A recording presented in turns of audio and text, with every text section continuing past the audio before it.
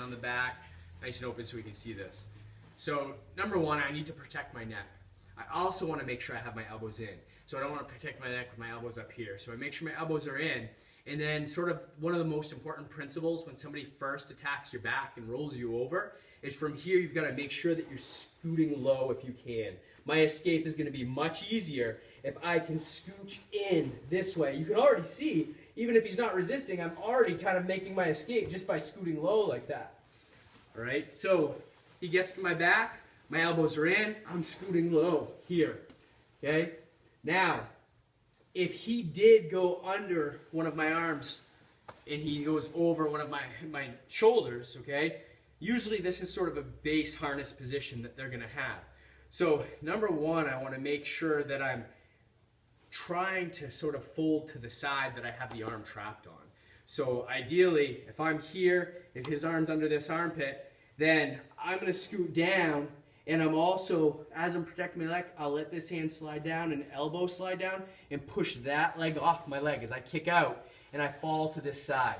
From here, I'm bumping up and I'm working to get my shoulders towards the mat, not towards him. I want to peel him off. So even if he's trying to climb on top of me, I'm working to get to the mat, all right? So from here, I can hip out. Okay, I can end up blocking the leg. Come up in the position. Next, what happens when it's easier for me to escape from this side, but what happens when my opponent, I duck down, I'm doing the right stuff, but as I go to fall this way, he wraps around and he takes me to this side, okay? This is the stronger side for him to start to work the choke in. So let's scooch around this way a little bit. There we go. Okay, so from here, same deal. I'm still going to scoot low. My elbow comes in. I'm protecting my neck by pulling down on the arm. Kick the leg out. Okay, get this out here. But my head doesn't come free so easy. Opposite arm is going to reach over and pull up on this elbow or the sleeve if I have it. Okay, and it's almost like I'm pulling a t-shirt off of my head. So I'm not just pulling it out of here. I've got to go up and over while my body goes down.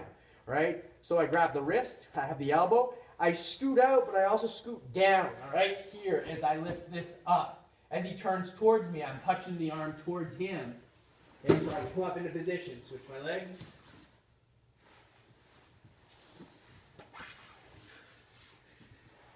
He gets to my back, and if both arms are under, all right? So if he ends up here and the legs are loose and I'm able to scooch down right away, well, from here I'm immediately going to pressure him back with my back here, lift the legs, turn him towards the legs. A lot less likely that you're going to run into that with an experienced opponent. Here, if I'm able to do sort of the right movement at the beginning and I'm able to scooch in low to the point that maybe his hands aren't even connected yet. So he's here, he's maybe starting to bring one under the arm.